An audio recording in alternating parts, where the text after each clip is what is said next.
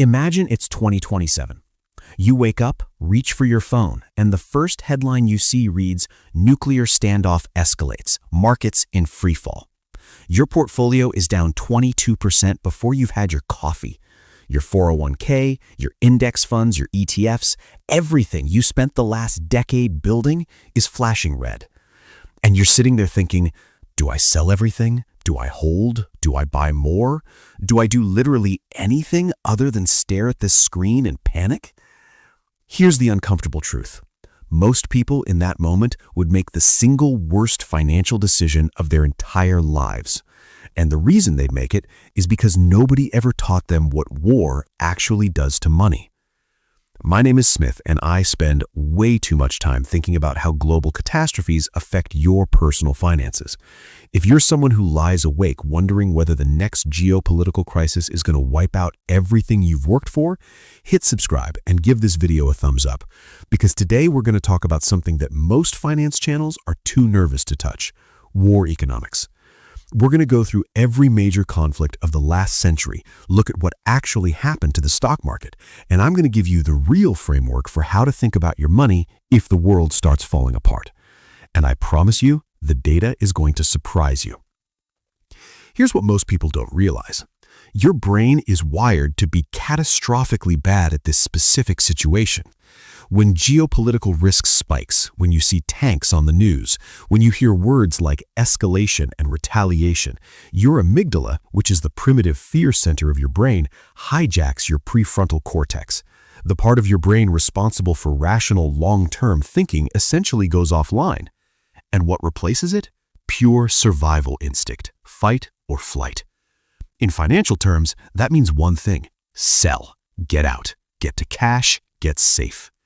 This is not a character flaw. This is literally millions of years of evolution working against your brokerage account. And Wall Street has known this forever, which is why the old trader's saying exists: buy to the sound of cannons, sell to the sound of trumpets. Most people do exactly the opposite. They panic at the cannons and celebrate at the trumpets, and it costs them a fortune. Let me show you the numbers. Let's start with World War II, because it is the most important case study in financial history for understanding war economics. When Germany invaded Poland on September 1st, 1939, the Dow Jones Industrial Average dropped. Obviously, terror, uncertainty, nobody knew how far this was going to spread. Makes sense. But here's the thing. The Dow had actually been pricing in the risk of European conflict for months. The big crash had already happened.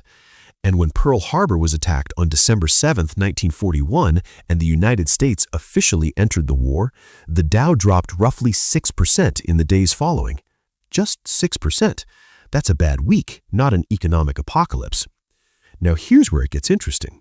From 1942 through 1945, the actual years of active American involvement in World War II, the bloodiest conflict in human history, the stock market went up. The Dow rose approximately 50% between 1942 and 1945. Let that sink in. While hundreds of thousands of American soldiers were dying on beaches in Normandy and islands in the Pacific, the United States stock market was in a bull run. Why? Because war, economically speaking, is a massive government stimulus program.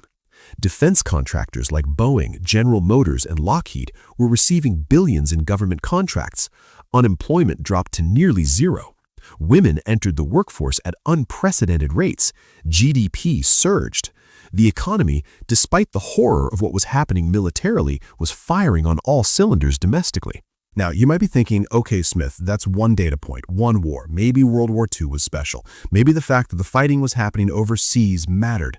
Fair objection, so let's keep going. Korea, 1950. North Korean forces cross the 38th parallel, and the United States finds itself in another war just 5 years after the last one ended. The initial market reaction? A sharp drop of around 12% over a few weeks. Classic fear response. Rational in the moment, right? Here comes the pattern again. Within a year, the market had fully recovered and was making new highs. The Korean War economically became another enormous industrial stimulus. Steel, aircraft, ammunition, military vehicles. American factories were working around the clock. Vietnam, this one is more complicated, and it's important because it illustrates that war's effect on markets is not a simple formula. The Gulf of Tonkin incident in 1964, which dramatically escalated U.S. involvement, didn't tank the stock market immediately. In fact, the mid-1960s were a period of relative economic strength. But Vietnam dragged on. And as it dragged on, as the costs mounted, as inflation started creeping up, as the social fabric of the country started tearing, the markets started to suffer.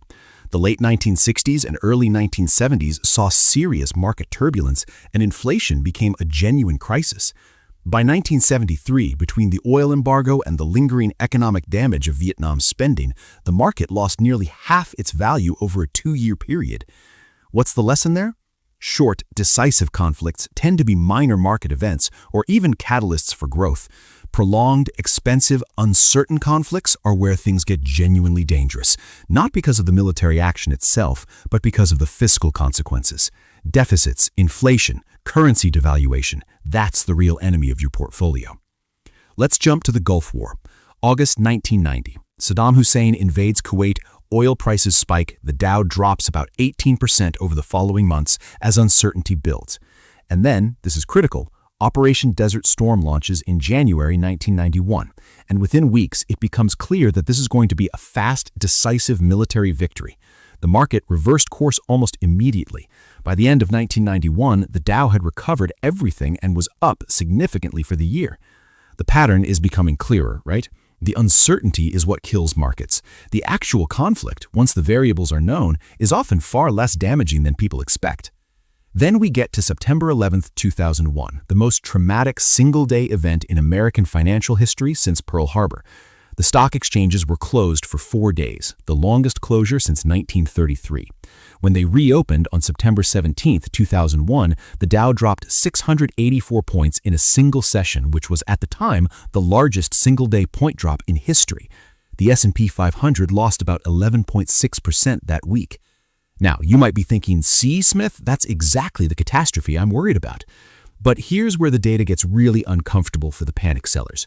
If you had invested $10,000 in the S&P 500 on September 10, 2001, literally the day before the worst terrorist attack in American history, and you had done absolutely nothing, just held, where would that money be today?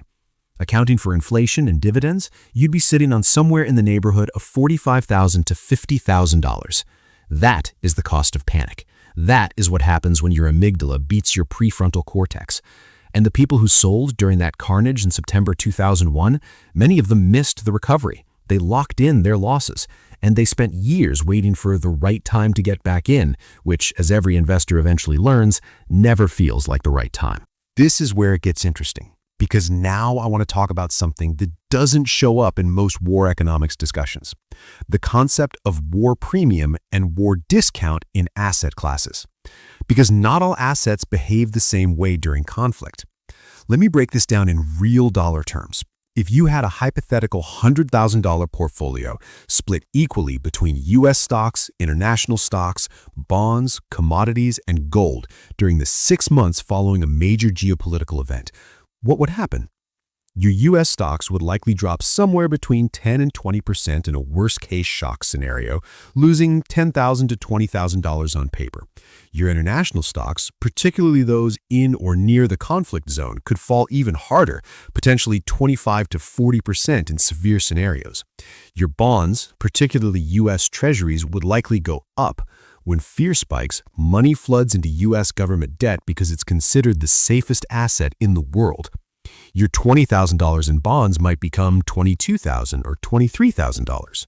Your commodities, particularly oil and agricultural commodities, would spike if the conflict disrupts supply chains. We're talking potential gains of 30 to 50% on energy in a serious conflict. And your gold? Gold is the ultimate fear trade. In every major crisis of the last century, gold has rallied, sometimes modestly, sometimes dramatically.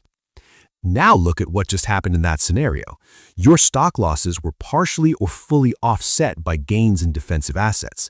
This is why asset allocation is not just a theory, it is a literal financial shield that exists for moments exactly like this. Now I want to talk about the historical case that actually should scare you the most, because it's not a war, it's what happened economically after a war. After World War I, the United States experienced the Roaring '20s. Massive economic expansion, stock market boom, everyone's getting rich, nobody can imagine it ending. Sound familiar? Then 1929 happened, the crash that triggered the Great Depression. And while the Depression wasn't caused solely by post-war dynamics, the inflationary expansion of the money supply to finance World War I and then the contractionary policies that followed created the conditions for the worst economic catastrophe in American history. What's the lesson? The post-war economic environment can be more dangerous than the war itself. Governments that spend massively on military conflict almost always face an inflation reckoning afterward. We saw a version of this after World War II, we saw it after Vietnam, and if you're thinking about World War III economics, the conversation about what happens after any major conflict, the debt, the deficit spending, the potential hyperinflation, that is the long-term threat to your wealth that deserves serious attention. So, what do you actually do? How do you position yourself for geopolitical uncertainty without becoming a bunker-dwelling gold hoarder who's missed a decade of market gains? Here's the framework, and it's simpler than you think. First, do not change your long-term investment strategy based on short-term geopolitical fear. I'm not saying ignore the risk. I'm saying that historically, every single time investors have panic sold due to war or geopolitical crisis, the market has eventually recovered and rewarded those who stayed invested. The S&P 500, despite 2 world wars, Korea, Vietnam, the Gulf War, 9/11, the Iraq War, and every other crisis you can name, has returned an average of approximately 10% annually over the long run. Panic sellers consistently underperform the market by 3 to 5% annually according to research from Dalbar, one of the most respected financial research firms in the industry. Over 30 years, that gap doesn't just add up, it compounds into the difference between retiring comfortably and working until you're 75. Second, make sure your portfolio has genuine diversification, not just I own 15 different tech stocks diversification. Real diversification means some exposure to assets that historically go up when stocks go down. U.S. Treasury bonds, gold and precious metals, commodity ETFs, international markets outside the conflict zone. If you have a $500,000 portfolio and 100% of it is in U.S. equities, you are not diversified. You are betting everything on one outcome. Now you might be thinking, but Smith, what if this time is really different? What if World War III is existential? What if it's nuclear? Fair. Let me be honest with you. If we're talking about a genuine civilization-ending nuclear exchange, your stock portfolio is not your primary concern. No amount of gold or T-bills saves you in that scenario. But for every conflict short of that, including major conventional wars, regional conflicts, cyber attacks on infrastructure, or economic warfare, the historical playbook is remarkably consistent. The market panics, the market recovers. The people who stayed invested win. Third, pay attention to inflation. This is the war-related threat that actually does sustained damage to wealth. Defense spending creates inflation. Supply chain disruptions create inflation. If you're in your 30s or 40s and a major conflict breaks out and drags on for years, the silent killer of your purchasing power is not a stock market crash. It's a 7%, 8%, 9% annual inflation rate that erodes your savings while your fixed-rate bonds pay you 3%. This is where inflation-protected assets matter. Treasury inflation-protected securities, TIPS, real estate, dividend-paying stocks in sectors that can pass price increases to consumers, commodities exposure. These are your inflation hedges. Fourth, and this might be the most contrarian thing I'll say in this video, the best financial moves during wartime have historically been made by investors who treated market crashes as buying opportunities rather than exit signals. Boeing stock, defense contractors, energy companies, cybersecurity firms, these sectors tend to outperform dramatically during and after military conflicts. I'm not saying to root for war.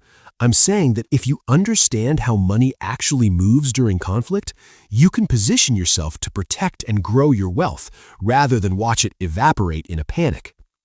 Here's what I want you to take away from this. The world has been on the brink of catastrophe many times. We've had 2 world wars, we've had nuclear standoffs, we've had terrorist attacks that brought the global financial system to a halt, and every single time, the investors who let fear override logic paid an enormous price. Not because they were cowards, because they were human, because their brains did exactly what evolution designed them to do in a life-or-death situation.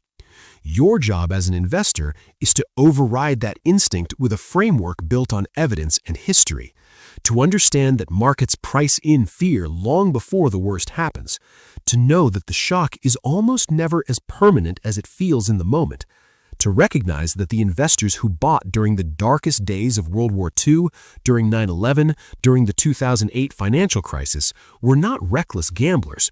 They were people who understood something fundamental. The economy is not the same thing as the stock market, and both of them are extraordinarily resilient. The title of this video asks how every major war changed the stock market. Here's the honest answer. In the long run, they didn't. Not permanently, not fatally. The market over and over again absorbed the shock and moved on. Sometimes that took months, sometimes it took years, but it moved on. Your wealth is not as fragile as the headlines want you to believe. Build a diversified portfolio, understand your inflation risk, don't make permanent decisions based on temporary fear, and let the historical record do the heavy lifting.